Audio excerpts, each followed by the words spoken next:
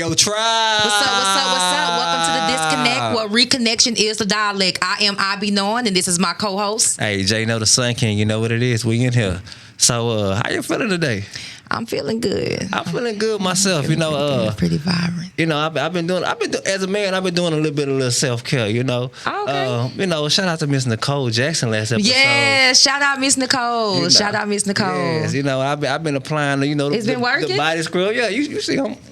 I see you got your I see you shining over there. A little smooth operator. You gotta let your soul glow. Let your soul glow with Miss Nicole, baby. I ain't never knew you was a body scrub before, so it was cool, But before we start, though, we kind of, on the topic of what we're talking about today, it is self-love and self-care. Well, before we get into that, let's get into the sponsors. Yes, indeed. Definitely. We got to definitely send a shout out to Walla Vodka. Walla. So if you drink it, make sure you drink it responsibly. Make sure you're doing your thing, Please do. But with no further ado, we got to, yeah, you got it. Got a special guest. Got Miss Forel. Hello, everybody. Miss Forel, you want to introduce yourself? Yeah, tell a little bit about yourself, where you're from, whatever. What all you got going on?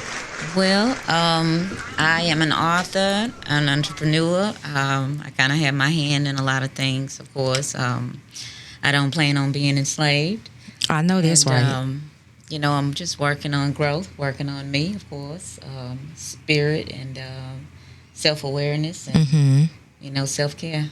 Self-care and self-love. Yes, indeed. Yes, indeed. Very significant. It's very significant. A lot of people, that's kind of been a new phrase lately. You know what I mean? I feel like it's always been around. Right. You know what I mean? But people, not a new phrase, I'm sorry, y'all. More people are talking about it now. They are. The awareness is been, raising and stuff like that. Which is a good trend. Right. Because they got these awful trends and stuff that's going on. So self-love and self-care is a really good trend to get on. If you're going to get on any trend, I think that's the one to piggyback on. Right. So, for anybody that's on that journey, I guess the question most people would ask themselves is, or not even some people aren't even on the journey yet, and they don't know that they need to be on this journey. Right. You know what I mean? That they need to transition. Right. So I guess the first question would be, for everybody is like, where do you start? Yeah. You know what I mean? Like where do you start? And for me though, I'm sorry. What you about to say? It's a lifestyle. Yes, indeed. It's a lifestyle. You have to know that it's a lifestyle. Yeah. It's not something that you wake up and just decide to do one day. It happens, daily. It's progressive. Yeah. It's evolution. Yeah. Right. It's you evolving, basically. But I think as far as but I'm talking about that click.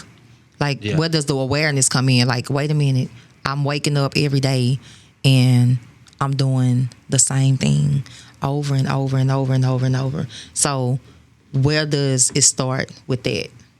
Right. So I you know what I mean? I definitely think it has to be an awareness. Yeah. You know what I mean? You kind of have to be aware of yourself. And hopefully, if y'all out there watching this tribe, I hope this is that awareness. Right. You know what I mean? That click say, hey, most times it's somebody really kind of going through some rough patches and stuff like that. But I hope for y'all that's listening and tuning in, if you're not on the journey of self-love and self-care, that this episode wakes you up to it. You know what I mean? And even just to be transparent, I just want to make it a point to say that we all are. Just because we sit on this podcast don't mean that we got all our I's dotted and our T's crossed. We learning as we go. We learning as we teaching y'all. Y'all see me sit up here on this phone, somebody get up here and say something I don't know the definition to this word, you'll see me Google. I ain't too proud to do that because I know just like I have questions, whoever watching on, they might have questions as well, Right. So, and I appreciate everybody that's coming with us on this spiritual journey and stuff like that. Just to kind of get into it, Forel, what would you say? What kicked you off? Oh, wow. Yeah, what was that turning point? What was that pivotal moment? You know what I mean? That just... I would say brokenness. I was broken. I had to be broken. I had to realize that in spite of trying to make others happy, at the end of the day, I'm left with myself. Yeah. And I can do everything I can possibly think of to make somebody else happy. But if they're unhappy, I can't force their happiness, and I can't make them happy. I can't make them see my perception. I can't make them see through my eyes. You know, we might be climbing two ladders. You're climbing the corporate ladder, and I'm climbing the corporal ladder. You know, trying to rise and to ascend, and you're trying to ascend, but you're doing it in a different light. Right. You know, so we're growing against each other, and you can't force change. Of course not. So brokenness,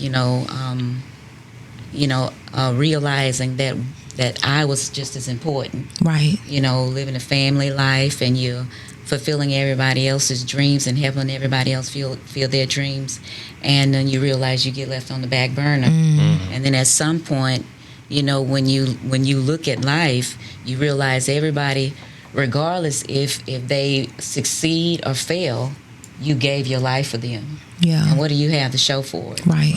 And so I had to get to that broken point to where not just Black Lives Matter, but my life matters yes. too. Yeah. As a That's mother, deep.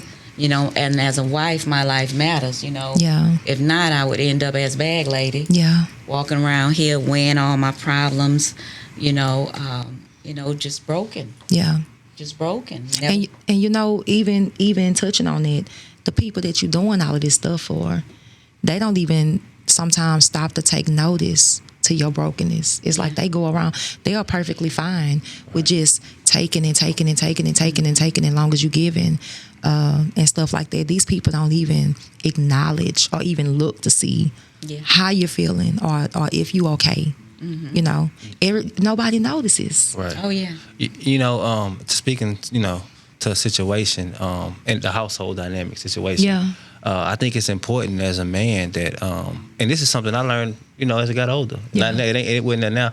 Is to understand that how important balance is. I preach balance. Yeah. It ain't just because I'm a Libra, y'all. Yeah. I preach balance and really understand the importance of balance. You know what I mean? And that in that household, I feel like, both parties should recognize that balance. Right. You know what I mean? That it needs to be distributed. As a woman, and a mother, like, she need her time. Yeah. You know what I mean? Yeah. And you can't just keep pulling. You gotta be like, hey, all right, and sacrifice. If you don't get so dependent. You know what I mean? On this person doing any and everything to where you're not doing nothing yourself, or you become so. You know what I'm saying? Yeah. Or even if that person, I guess ain't nothing wrong with somebody spoiling each other. Yeah. But in that moment, make them pull back from it a little bit. Yeah. You know what I mean? Like, I know I'm so used to you're doing this, but go ahead.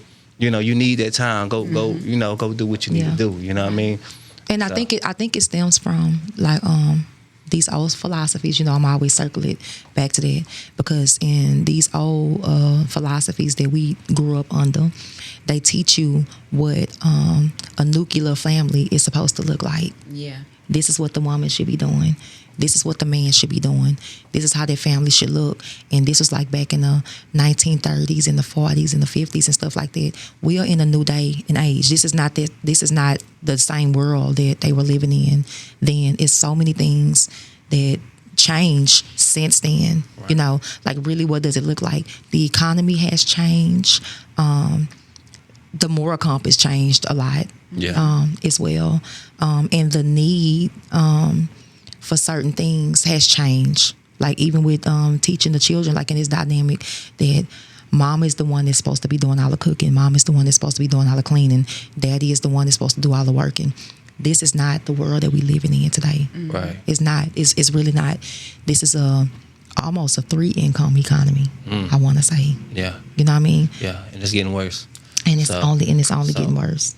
And the reason why I was expounding on your scenario is because I feel like it's a commonality. It is. It's happening a lot in America, across the board. As we begin to move into this transition, like you said, from this period to that period, Yeah. And there may be people out there that's still in that space right now. Yeah. You know what I mean? And they need to hear this. If you're not careful, like a house divided against itself is designed to fail. Mm-hmm. So even if you do have the dynamics, if the wife is in the home and the husband is out to work, she is dealing with things that you might not realize. Her life is just amazing. This is what they think. But it's very stressful trying to raise children.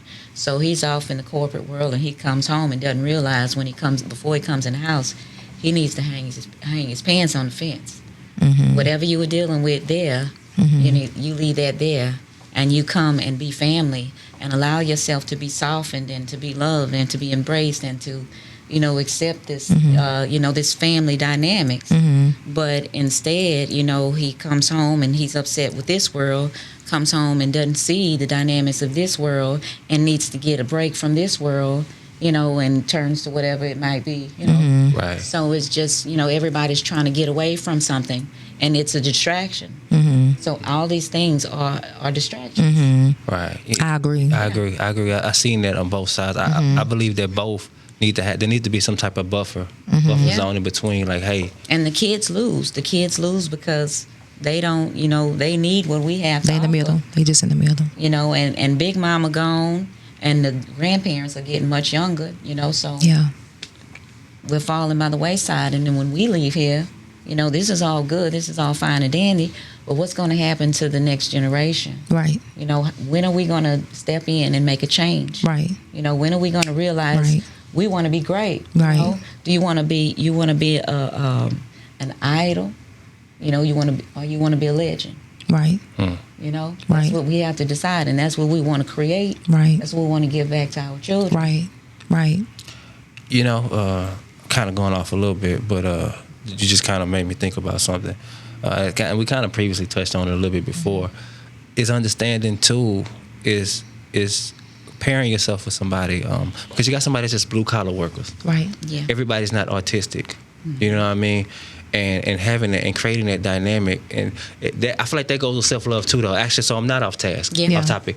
I believe that in our younger years, we should be teaching our kids self-love and self-care. That's right. And asking these questions. Well, you know what I'm saying? What is it that you love? What is it that you know That's what I mean? right. So then when you go into a relationship that we're not fitting this whole traditional pattern, this whole mold of what it's supposed to look like, and now you're going into a relationship or dynamic on what you feel that works for you and your partner. Because ignoring them is what's causing this anxiety inside of them. Yeah. When they go out or when they're somewhere, they want to lash out. They have this anger inside of them. And you could have raised them right. You could have did everything you need to do, but they were not able to be expressive. We kind of sheltered them. We didn't teach them. We didn't sow into their gifts. We didn't see and sit down and take enough time to say, okay, my son, he looks like an author, or he may be a writer or a painter or a musician, seeing what works for them and guiding them, leading them, writing the vision, make it plain for them, so they can follow the platform that you're setting before them.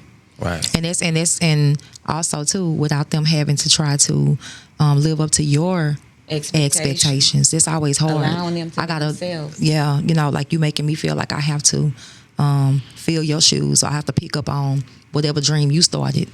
This is something that you wanted to do, and now you pushing it off on me as a child, and now I'm not meeting your standards because I want to do this or I want to do that. A lot of them kids suffer with that. Oh, yeah. That's why a lot of them drop out of college. Yeah. Yeah. It's really sad. So, are we all in agreement on what it looks like?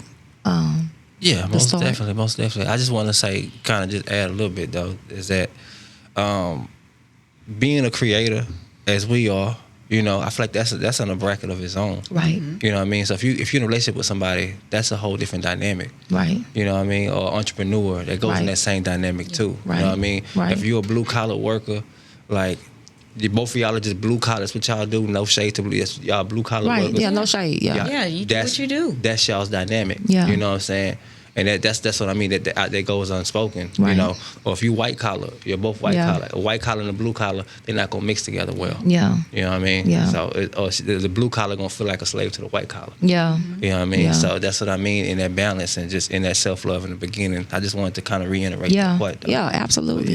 Yeah. Absolutely.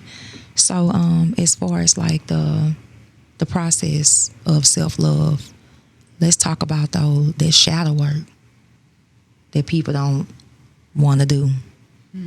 Those things that jump out at you, right? In situations where you really wasn't ready for it. You in this situation, you in this dynamic with this person, they may end up doing something that set off certain triggers that's attached to certain traumas that you haven't dealt with. That shadow work is necessary when it comes down to the self-love, because if you don't work on that aspect of your life with the shadow work, then it's gonna control you. Yeah, it's mind over all things. It is. All things matter, of course. Yeah. And that's what you have to realize, because if you act in a moment on something, you can end up in prison. That's true. Yeah. You know, you have to use your mind and realize Yeah. that at the same time, yeah, you have light and dark inside of you. But what's going to override?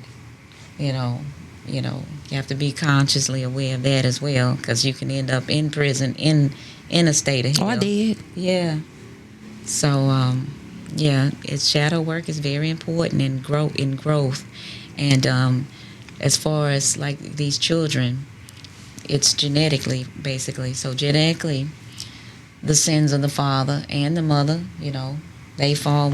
Our children are born with them. The things that we do. There's some things that my mother did that she did with my brother that she didn't do with me. And vice versa. I had 2 brothers, so it falls down, it trickles down. And when she was trying to get herself together, she was, trying to follow the right path when I came along. Yeah, I'm the youngest in order, or what have you, and I saw my brother, even though we were raised up in the same household, and he tried to sway me from doing everything that was wrong, in his eyes, and he did them himself, So those things protected me, but you still have to realize, like when I finally did leave my marriage and leave home, I'm in a whole other world. So I was protected. I had this bubble around me, basically. And, understandable, being a mom, a homemaker, and, I worked a few hours a week or what have you. So I had a little small radius. I didn't go very far. And taking the kids to practice and football and karate and all this, so this is your life. And so finally, when you decide to leave, now you're out here in a whole other world, and life just says go, and you just jump, and there's no parachute, there's nothing to catch you. You don't know what to do. You've had somebody to put a roof over your head for the last 20 years of your life, and now what are you going to do? Yeah. And that's when you fall, you break, you don't know what to do. But you have to realize your own strength then. Yeah. Because if I don't, you see things differently. You see people. You didn't even realize this life even existed. Right. Half of the people even the people that you knew, you see them in a whole nother life. Yeah. Once you're on the other side of this life. That's so true. That's so true. And see them for who they are. And now you know who you are. And you realize in yourself, okay, so they knew who I was this whole time. Yeah.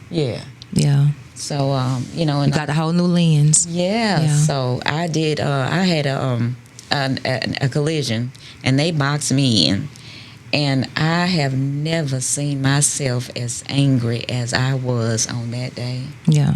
I mean, I could have killed a few people. Yeah. A few people? Yes. God, dog. Just a few. Just a few. I'm serious. Yeah. Because I was thinking to myself, and it wasn't my fault. It was a young kid driving, and here this 18-wheeler, he can't see me, and they just, crushed me in. Oh, you talking about a real accident? I'm sorry. Yeah. I thought you were speaking metaphorically. Yeah, me too. And so they were just gonna. They crushed me in, and the little guy was gonna leave me there, and I just flipped. And I went a way that I didn't know. I chased these people all over here, over there, through neighborhoods. You did it? I sure did. Ran them down the side of the highway because they were in a truck. They were trying their best to get away from me, not considering everybody else on the road. It was my moment. It was my moment of rage, my moment of anger. It was everything that I never did, to get back at others. This was all right there. They didn't realize everything. They was basically a ticking time bomb. Yes, yeah. That I was a grenade, and all they had to do is just pull that, just drop me. Yeah. And so they dropped me, and I got them to the point to where, and I don't mind sharing this story. I closed them in, and it was 3 men in that truck, and I was so angry they were afraid. But that was me having a lash out. It was a lash out, and I won't say at the moment it was wrong or right, but that was me expressing myself. Yeah. Now, do I want to do that? Yeah. Do I want to live in that energy? Yeah. No. Yeah. because I can be the brightest light or I can be the darkest darkness. Yeah. So which one do I want to operate in? Yeah. Because that's the only way we're going to save a nation or change a child. Yeah. You know, Yeah. one step at a time. Yeah. And operating in love is hard. Sometimes you have to allow people to do things to you that you wouldn't normally allow somebody else to get away with. Talk about it. You know, you have to go through these things, but this is your ladder. It's your ascension. Your climbing. It's our goal to ascend. Right. And the farther you go, the farther you go and grow, you grow in knowledge, and there's no ledge to knowledge. Right. You know, so it doesn't stop. So whatever you want to call God or source or, you know, whatever it said treat others how you want to be treated. It's even deeper than that. Right. We treat others as if they are my soul. Right. Or as if they are a reflection of myself. Right. Right. You know? And, that changes people because a lot of people hadn't experienced that in their lives. Right. So even I want to kind of touch on also, too, when you said that ladder where you have to kind of go through things with people and allow them to do certain things. What is that point that you come to where you're like, that's enough? Well, ain't no more of treating me the way that you want to treat me, because that's a part of self-love too. Yeah. Setting boundaries. Yeah. And teaching people how to treat you. Absolutely. And letting them know that they can't do you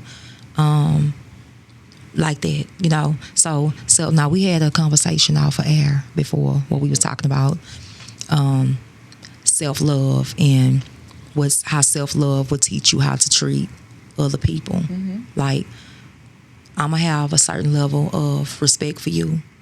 I ain't going to say certain level. I'm going to have respect for you because I know how I want it to be for me. I know how I want to be respected. And so I'm not going to do nothing to you that I wouldn't want nobody to do. And I think, like the whole cliche when people say, treat people how you want to be treated, I think that really go for people's head, y'all. I don't think people really get it. I was holding a thought, but I was they don't yeah. really get it. It's that really reflects how you feel about yourself on the inside, how you treat other people. Because it comes back to you. It does. The integrity of it all, like treating people right, whether people are looking or not. That has everything to do with self-love. Because if I love myself, I'm not gonna and I'm gonna treat myself this way, then I'm gonna treat you. I don't know, and that's the way that I love. I don't know. I can't speak for everybody. I'm gonna be honest with you. You know, people upset me. And I want nothing but the best for everybody. I don't care how they treat me. Yeah. And I don't have to like you. Yeah. But whatever you do to me, it can't stop me from loving you. Yeah. Because I'm going to be angry with you in the moment. You might beat me black and blue. Yeah. And I'm going to be angry with you in the moment. Now, if I'm deformed or something, you know, that's totally different. Right. But, you know, I'm going to get over it. Yeah. But I know you're hurting. Yeah. So if I astro projected myself and I took myself outside of the solar system and I look down, I don't even have to go far. Yeah. So I won't even have to go that far. But I'm just in the outer atmosphere, and I look down. That little bit of problem is nothing. I can't even see you. Yeah. You're not even ant size. Yeah. You have disappeared. Yeah. So why waste my time? Yeah. I'm not going to waste my time allowing you to lay around my mind rent-free. Yeah. Because who are you? Yeah. Yeah. You're nothing. Yeah. But a reflection of myself. Yeah. And when I'm looking at myself, because that could be me, I'm saying this is not who I am. Yeah. Even with self-reflection, I think they go both ways as well too. Because if I have some people around me doing certain things that's disagreeable to me, it makes me do some self-evaluation in myself. It made me ask myself, do I do that? A reflection, yeah. Do I do this? This is something that this person does all the time. And it irritates me. Yeah. And then you have to ask yourself, do I do this? Is this something that we have in common? Yeah. Because you do have some commonalities with the people that, what they say, you are a sum of the 5 people that you hang around, right? So you do have some commonalities with the people that's in your circumference. Yeah. You know what I mean? So I think that has everything to do with self-reflection as well. Don't just be reflecting on the good things, the good qualities that y'all have. Some of the bad qualities too. Self-examine. Because I see it, I do it in my children. I do it with my children, with my mother. You know, because I'm trying to be the best person that I can be. Right. You know, and they're all looking for me to be accountable. I can't do no wrong. That's how I be. Yeah. That's. So I've gotta keep my mirror clean. You know what I'm saying? Yeah. But you got to keep your mirror clean. I like that. Yeah. I like that. Gotta keep my. Now I won't say it won't be some spots on there. Yeah. You know, but I gotta keep my mirror clean for them. Yeah. For them, because they, you know, but it's being an example. But even with that though, should we even do that though? Should we even keep them? Why not let them see? Because I'm gonna show you something.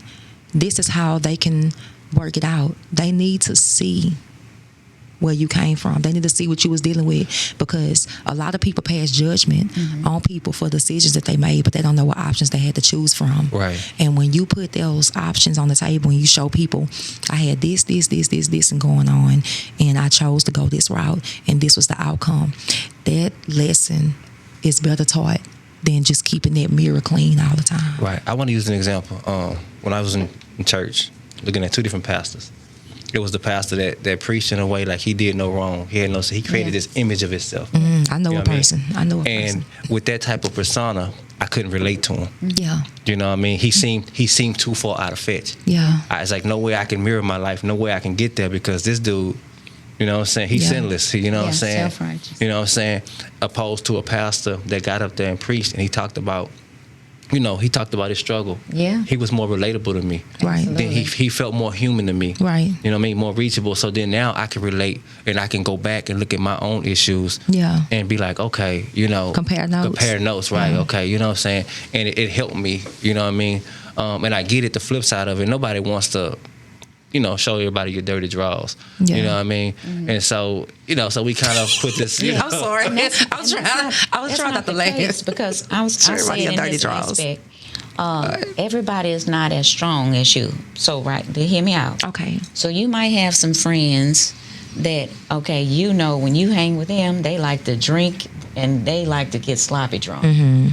So when you're hanging with them, you know, you're gonna definitely reserve yourself. Yeah. Because you know you're gonna have to babysit those friends. Yeah. You know, on the other end, you have some friends. You know, you can sit down and y'all can have an adult conversation. Sit down and have some wine and enjoy yourselves. Yeah. You know, but they're not as strong. Yeah. You can't show those friends who are alkies that you got this big open bar at the house. You know what I'm saying? I got you. You know what I'm saying? That makes sense. So it's certain things that you share with certain people, and it's not being different, or you know, just.